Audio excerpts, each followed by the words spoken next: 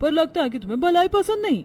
आखिर ऐसी क्या वजह है जो कुंती आशा को ताने दे रही है, और आखिर आशा की ऐसी क्या चीज है जो अपनी बेटी को करना चाहती है और अपनी बेटी के पीछे इतने पैसे खर्च कर रही है कि लोग उसे ताने दे रहे हैं। आइए जानने के लिए चलते हैं कहानी में। माँ मेरा रिजल्ट देखो, मैंने पूरे स्कूल में टॉप किया है। माँ तुमने कहा था अगर मैं स्कूल में टॉप करूंगी तो तुम मुझे आगे की पढ़ाई करने दोगी।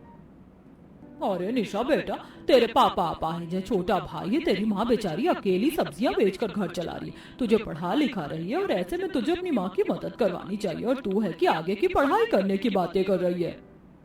सही कह रही हो बहन तुम, अगर बेटियों को ज्यादा पढ़ाया लिखा तो लड़का ढूंढ पाना मुश्किल हो जाता है। मैं तो कहती हूँ जितनी उसने पढ़ाई कर ली उतनी काफी है, अब इसके लिए कोई अच्छा सा रिश्ता देख लो। लोगों की बातें सुनकर निशा उदास होकर घर में चली जाती है और रात को सारी सब्जियां आशा घर में रखती है, जहां एक बार फिर निशा अपनी माँ से कहती है, माँ मैं जानती हूँ तुम बड़ी मुश्किलों से घर चला पा रही हो, और मैं तुमसे वादा करती हूँ कि मैं तुम्हारे घर के कामों में मदद करूंगी और साथ में पढ़ाई भी। मुझे आईएएस ऑफिसर बनना है। अगर मैं आईएएस ऑफिसर बन गई तो मैं पापा का अच्छे से इलाज करवा पाऊंगी, हमारे सारे सपने पूरे हो जाएंगे। माँ हाँ माँ मान जाओ ना, दीदी को आगे पढ़ाई करने दो ना। देख रहे हैं जी आप, हमारी बेटी कितनी तेज है पढ़ने में, वो आईएएस ऑफिसर बनना चाहती है। जब मेरी बेटी ऑफिसर बनना चाहती है तो मैं उसकी शादी करके क्यों उसकी जिंदगी अपनी तरह बनाऊं। मैं नहीं चाहती कि मेरी बेटी भी मेरी तरह सब्जी बेचे। मैं चाहती हूँ कि वो अपने पैरों पर खड़ी हो और हमारा नाम रोशन करे। अपनी माँ की ऐसी बातें सुनकर निशा बहुत खुश होती है और अपनी माँ के गले लग जाती है। माँ इसका मतलब तुम मुझे आगे पढ़ने दोगी? और नहीं तो क्या, तुझे आईएएस ऑफिसर बनने में कितने पैसे खर्च होंगे मैं करूंगी, और अपनी बेटी को आईएएस ऑफिसर बना कर रहूंगी। इस तरह आशा ठान लेती है कि वो अपनी बेटी को आगे की पढ़ाई करवाएगी, और इसीलिए अब वो दिन में घर के बाहर सब्जी बेचती है और रात में बाजार सब्जी बेचने के लिए जाने लगती है। ये देख मोहल्ले की एक औरत दोनों माँ बेटी को देख ताने मारती है और बोलती है, बेटी स्कूल में फर्स्ट क्या आ गई, तुम तो अपने आप को पता नहीं क्या ही समझने लगी। अरे नौकरी ऐसे ही नहीं लग जाती, कहाँ से लाओगी इतने पैसे? मैं तो कहती हूँ जितने पैसे इसकी पढ़ाई में लगा रही हूँ इसकी शादी में लगा दो तो ज्यादा अच्छा होगा। और निशा बेटा, तुम्हें शर्म नहीं आती इस उम्र में? तुम्हें अपनी माँ की मदद करनी चाहिए, और तुम हो कि अपनी माँ को परेशान कर रही हो। अपाहिज बाप घर में पड़ा है, तरस नहीं आ रही? एक बार अपनी माँ को देखो जरा। बहन मेरी बेटी से कुछ मत बोलो, सभी के बच्चों के कुछ सपने होते हैं। अगर तुम्हारी बेटी के सपने नहीं है तो उसमें मेरी गलती नहीं, और मैंने सोच लिया कि मैं अपनी बेटी को पढ़ाऊंगी लिखाऊंगी, और उसके पापा भी यही चाहते थे। निशा तुम अंदर जाओ और पापा का ख्याल रखो, मैं बाजार जा रही हूँ। इतना बोलकर आशा अकेली सब्जी का ठेला लेकर बाजार निकल जाती है और रात के 12 बजे सब्जियां बेचकर घर आती है। इसी तरह कुछ दिन बीत जाते हैं और एक दिन आशा की तबीयत खराब हो जाती है। माँ तुम्हें तो बहुत तेज बुखार है, तुम आराम कर लो, आज मैं सब्जियां बेचने जाऊंगी। राजू तू घर में माँ और पापा का ख्याल रखना। निशा अगर तू बाजार सब्जियां बेचने जाएगी तो तेरी पढ़ाई छूट जाएगी, और आज तेरे पापा को भी डॉक्टर के पास ले जाना है, इसलिए तू घर में रहकर पढ़ाई कर और पापा को अस्पताल ले जाना। मैं ठीक हूँ माँ, मैं पढ़ाई और सब्जी बेचने का काम दोनों कर लूंगी, और आज राजू पापा को अस्पताल ले जाएगा। अब मेरा भाई भी बड़ा हो रहा है ना राजू? निशा अपनी माँ की एक नहीं सुनती और सब्जी का ठेला लेकर बाजार जाती है और रात के 11 बजे तक सब्जियां बेचती है, जिस वजह से उसे पढ़ाई करने का मौका ही नहीं मिलता। अरे बेटा जरा 2 किलो प्याज तो देना। अरे यहाँ तो एक औरत सब्जियां बेचती थी, आज वो नहीं है। वो मेरी माँ है, आज उनकी तबीयत ठीक नहीं है तो उनकी जगह पर मैं आ गई। इस तरह सब्जियां बेचकर निशा घर जाती है तो वहीं राजू अपने पिता को अस्पताल ले जाता है। क्योंकि राजू अभी छोटा था इसलिए डॉक्टर उसे ठग लेते हैं, और ये देख आशा को बहुत बुरा लगता है। अगर आज मैं बीमार ना होती तो ना निशा को सब्जी बेचने के लिए बाजार जाना पड़ता, और ना ही राजू इतनी कम उम्र में अपने पिता को अस्पताल ले जाता। क्योंकि राजू छोटा था इसलिए डॉक्टर ने मेरे बच्चे से ज्यादा पैसे ले लिए। हम गरीब ऐसे कैसे अपनी जिंदगी काटेंगे?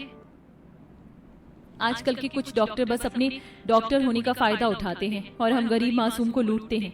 माँ देखना तुम, जब मैं आईएएस ऑफिसर बन जाऊंगी तो सबसे पहले ऐसे लालची डॉक्टरों का लाइसेंस रद्द करूंगी। माँ मुझे माफ कर दो, मैं पैसे बर्बाद करके आ गया। नहीं बच्चे, इसमें तेरी कोई गलती नहीं है, सारी गलती हमारी बुरी किस्मत की है जो हमें ऐसे दिन दिखा रहा है।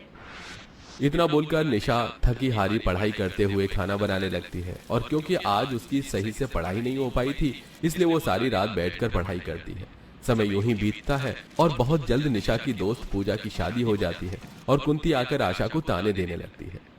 बहन तुम्हारे तो मुंह लगना ही बेकार है। बेटा तू उसकी बात पर ध्यान मत दे और जाकर पढ़ाई कर। पर माँ मुझे कुछ पैसे चाहिए, किताब लानी है। पैसा का नाम सुनकर आशा थोड़ी परेशान हो जाती है और अंदर जाकर एक गुल्लक फोड़कर कुछ पैसे अपनी बेटी को देती है। ले बेटा तू उन पैसों से अपनी किताबें ले आ। माँ मेरी किताब के लिए तुमने अपनी गुल्लक तोड़ दी।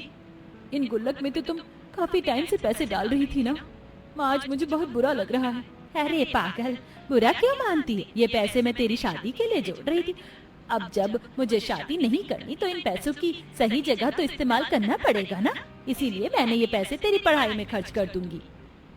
माँ मैं आपसे वादा करती हूँ, आप जितनी मेहनत मेरे पर कर रही हो, मैं एक दिन IAS ऑफिसर बनकर उन सभी लोगों का मुंह बंद करूंगी जो आज हम पर हंस रहे हैं। इतना बोलकर निशा वो पैसे लेकर बाहर जाती है और अपने लिए कुछ किताबें लेकर आती है। समय यूं ही बीतता है और देखते ही देखते 2 साल बीत जाते हैं और एक दिन निशा अपने IAS ऑफिसर की गाड़ी से गांव में आती है और जब सब IAS ऑफिसर की गाड़ी से अफसर की वर्दी पहने उतरती है तो ये देख वहां खड़े सभी लोगों की बोलती बंद हो जाती है। अब किसी को कोई डाउट तो नहीं? माँ मैंने तुम्हारा सपना पूरा किया। अरे निशा बेटा ऐसा क्यों बोल रही हो? मैं तो पहले से ही जानती थी तुम अपनी माँ का सपना जरूर पूरा करोगी। मुझे तो आज बहुत खुशी हो रही है तुम्हें इस वर्दी में देखकर। जो लोग आशा को ताने दिया करते थे और निशा की पढ़ाई में बाधा बन रहे थे, आज वही लोग निशा के मुंह पर अच्छे बनने का ढोंग करते हैं। इसी तरह कुछ दिन बीत जाते हैं और एक दिन रोती बिलखती कुंती निशा के घर आती है और निशा के सामने हाथ जोड़कर उससे बोलती है, बेटा अब तो तू ही जो मेरी बेटी और अपने दोस्त को उनके लालची ससुराल वालों से बचा सकती है। तुम सही थी आशा बहन, मैंने बहुत बड़ी गलती करी अपनी बेटी की शादी करवाकर। मुझे भी अपनी बेटी को तुम्हारी बेटी की तरह पढ़ाना लिखाना चाहिए था। मैंने उसकी शादी के लिए जो पैसे जोड़े थे वो मुझे उसकी पढ़ाई पर खर्च करना चाहिए था। आंटी आप शांत हो जाइए, मैं आपकी मदद जरूर करूंगी। मैं आज सपना के ससुराल जाऊंगी और उसके ससुराल वालों को हिरासत में लूंगी। निशा तो बहुत अच्छी है, मुझे माफ कर दे जो भी मैंने तुझे और तेरी माँ को कहा। इतना सब कुछ होने के बाद भी निशा कुंती की मदद करती है और कुंती की बेटी के ससुराल में जाकर उसके लालची ससुराल वालों को पुलिस के हवाले करती है और सपना को आजाद करती है। जिसके बाद कुंती अपनी बेटी को आगे पढ़ने को कहती है। मैंने तुझे आगे ना पढ़ने देकर तेरी शादी करवा कर पहले ये गलती कर दी।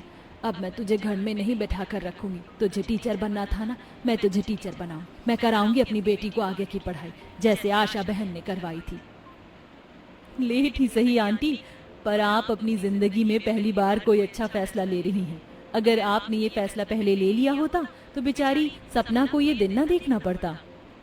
इस तरह IAS ऑफिसर बनकर न सिर्फ निशा गांव वालों का मुंह बंद करती है बल्कि गांव वालों की मदद भी करती है और अपने भाई को अच्छे से स्कूल में भेजती है और अपने पिता का अच्छे हॉस्पिटल में इलाज करवाती है, जिस वजह से कुछ ही सालों में आशा का पति बिल्कुल ठीक हो जाता है। आज जो मैं व्हील चेयर पर बैठ पाया हूँ और बोल पा रहा हूँ तो ये सब कुछ मेरी बेटी की वजह से हुआ है। मुझे यकीन नहीं हो रहा, एक सब्जी बेचने वाली माँ की बेटी IAS ऑफिसर बन गई। मुझे अपनी बेटी पर गर्व है और अपनी बीवी पर भी, जिसने सब्जी बेचकर अपनी बेटी को IAS ऑफिसर बनाया है।